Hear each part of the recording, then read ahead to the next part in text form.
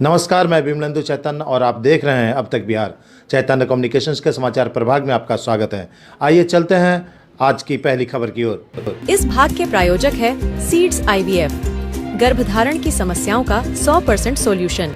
गया नगर निगम सभागार में मेयर वीरेंद्र कुमार उर्फ गणेश पासवान, डिप्टी मेयर चिंता देवी और स्टैंडिंग कमेटी के सदस्य अखौरी ओंकार नाथ उर्फ मोहन श्रीवास्तव ने टैक्स बढ़ोतरी के मामले में संयुक्त रूप से पत्रकारों से बातचीत की।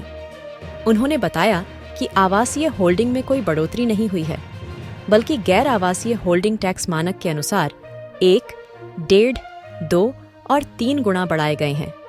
15 वर्षों के बाद जो भी टैक्स बढ़ाए गए हैं, इनमें गया नगर निगम की कोई भूमिका नहीं है।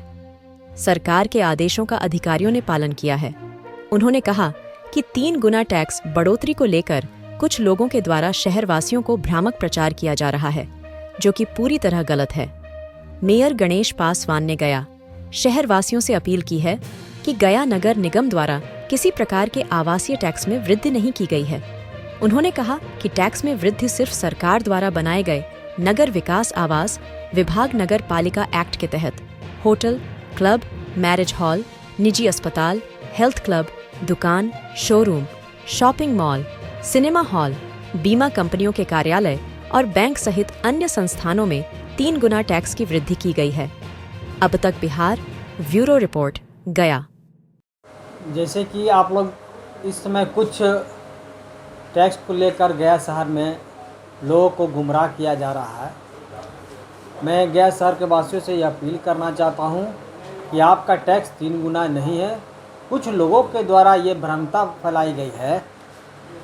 नगर विकास आवास विभाग नगर पालिका एक्ट के तहत जिनको गैर आवासीय में प्रकार में जो टैक्स बढ़ा है, उनमें होटल, बार, हेल्थ क्लब, विवाह हॉल, उसमें 3 गुना किया गया है। सबसे पहला बात, 2 बातें चल रही है कि एक शहर का वर्गीकरण जो पथों का हुआ है उस संदर्भ में, और दूसरा टैक्स की बढ़ोतरी हुई उस संबंध में। तो मैं यहाँ पर स्पष्ट करना चाहता हूँ कि जो भी टैक्स की बढ़ोतरी हुई है, किसी भी सम्मानित नागरिक, आम आदमी का होल्डिंग का टैक्स का बढ़ोतरी नहीं हुआ है।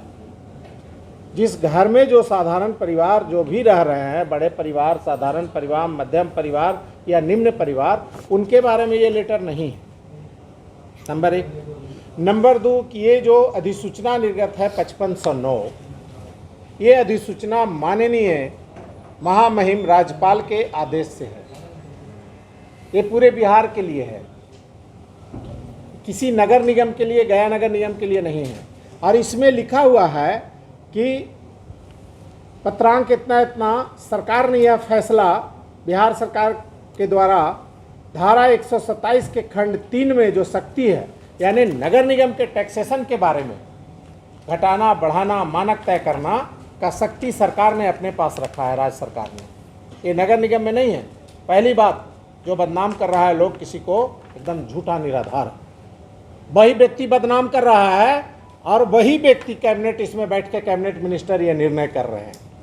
और वही व्यक्ति 2013 जो ये कानून बना है राजस्व से संबंधित, वही व्यक्ति विधानसभा में इसको पारित करा रहे हैं और यहाँ आके हम लोग को बेवकूफ़ बना रहे हैं। ये अच्छी बात नहीं है। ये सरकार का निर्णय है और इसमें जो है रेस्तरां, क्लब, होटल, बार इत्यादि का बढ़ोतरी 3 गुना है। किसी घर का बढ़ोतरी नहीं है, कोई होल्डिंग टैक्स का बढ़ोतरी नहीं है। दूसरा, दुकान, शोरूम, शॉपिंग मॉल का 1.5 गुना हुआ है। और वाणिज्य कर, वित्तीय संस्थान, बीमा कंपनी या बैंक इत्यादि का सरकार ने यह निर्णय लिया है कि बैंक में 1 करोड़ लोन दिए, कुछ साल में 2 करोड़ हो गया, 3 करोड़ हो गया, वो सूद लेते हैं, मूलधन लेते हैं, ऐसे संस्थानों को 3 गुना किया गया है।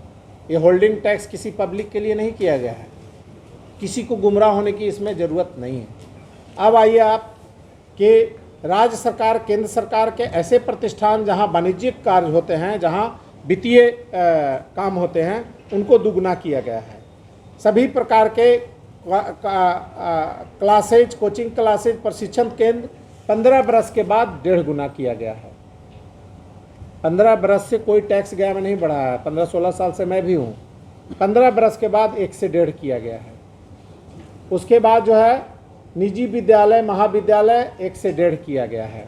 उसके बाद सांस्कृतिक और स्थल और केंद्र संस्थाएं 0 किया गया है। लोग कहते हैं एक दूसरे को मूर्ख बनाने के लिए कि गया नगर निगम पारित किया होगा या कुछ किया होगा, इसीलिए नहीं टैक्स बढ़ गया है।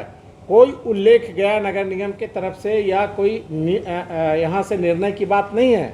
ये कानून में बिहार सरकार को 127 खंड 3 बिहार नगर पालिका अधिनियम जो टैक्सेशन का अधिकार अपने पास उन्होंने रखा है, इसलिए किया है। अगर ये नगर निगम का होता ना ये बढ़ता, और अगर बढ़ भी जाता और हमारे पास अधिकार टैक्सेशन का होता निगम में, तो आज हम उसको सही मायने में मानक पर ला करके माफ़ कर देते या कम कर देते या कुछ भी कर सकते। लेकिन जो अधिकार नहीं है, अगर सरकार के विपरीत नगर निगम आदेश लेती है तो बोर्ड को भी भंग कर सकता है, मेयर पर कार्रवाई करेगा, प्रोसीडिंग पर करेगा। अगर हम धरना प्रदर्शन जनता के लिए करना शुरू कर देंगे तो बोलेगा नगर निगम के हित के लिए अहित किया जा रहा है। और माननीय मंत्री जी जो हैं वो कैबिनेट मिनिस्टर हैं, वो कैबिनेट से ये अधिसूचना निर्गत होता है, तभी माननीय महामहिम राज्यपाल से आदेश से निर्गत होता है अधिसूचना। ये जो 2013 राजस्व का नियम बना, उसमें भी माननीय हमारे विधायक थे विधानसभा में, क्यों नहीं इसको रोका कि हर 5 साल पर ये बढ़ने का क्यों कर रहे हैं? नहीं होना चाहिए। ये वही लोग हैं जो आम जनता के खून से चूस करके और सरकार चला करके फिर थपथपाते हैं। इसके उदाहरण ये है कि अगर हम एक घर लेने जा रहे हैं 1 करोड़ में, तो 14 लाख रुपया लगभग रजिस्ट्रेशन फीस लगेगा। ये दुनिया का सबसे बड़ा टैक्स है, ये इतना कहीं नहीं। बिहार में अगर आप कोई गाड़ी 1 करोड़ का खरीदें तो 14 लाख रुपया लगभग आपको रजिस्ट्रेशन फीस लगेगा। ये दुनिया में ऐसा कहीं नहीं। 400 रुपया के 1000 रुपया सिलेंडर लगेगा, कहीं कुछ नहीं है। रोड चौराहा पर चल रहे हैं, अगर जल्दीबाजी में हेमलेट छूट गया या लाइसेंस छूट गया तो हज़ारों रुपया रोज फाइन दीजिए। जा रहे हैं कहाँ, पहुँच जाइएगा कहाँ। और एक गाड़ी अगर खरीदने चले हैं आप, कोई गाड़ी या मोटरसाइकिल, 1 लाख रुपया में 28% GST लगेगा, 28,000 रुपया। बोलना है तो ऐसे आवाज़ भी उठने चाहिए। ये छोटी छोटी बातों को मुद्दा बना करके इस पर लाए हैं, इसका क्या मतलब बनता है? और वही लोग बैठ करके फ़ोटो खिंचा करके राजनीति दिखा रहे हैं। अगर ये लिए गए सरकार का निर्णय गलत है तो सरकार से आपको रिजाइन कर देना चाहिए, आपको रहना ही नहीं चाहिए।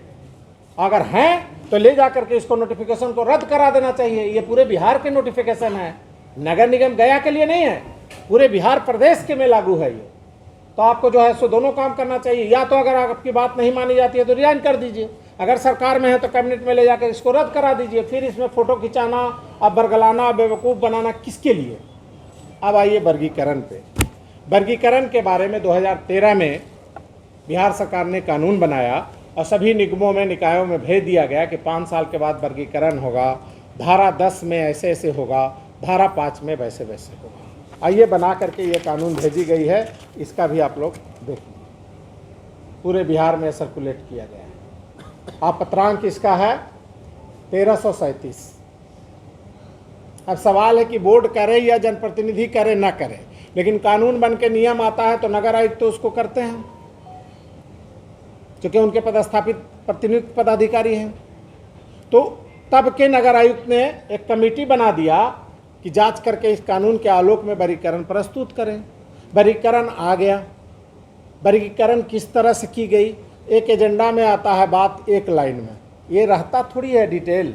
बोर्ड के प्रोसीडिंग में या मीटिंग में ये किसी पार्षद को जो एजेंडा रहता है उसका डिटेल तो दिए नहीं जाते हैं। तो वर्गीकरण जो आए होंगे कहाँ से आए? वर्गीकरण है, इसको सरकार में भेजना है, ये कानून बना है, 2 लाइन बताए गए होंगे। वर्गीकरण में नगर आयुक्त ने भेज दिया, वर्गीकरण का अप्रूवल होके आ गया।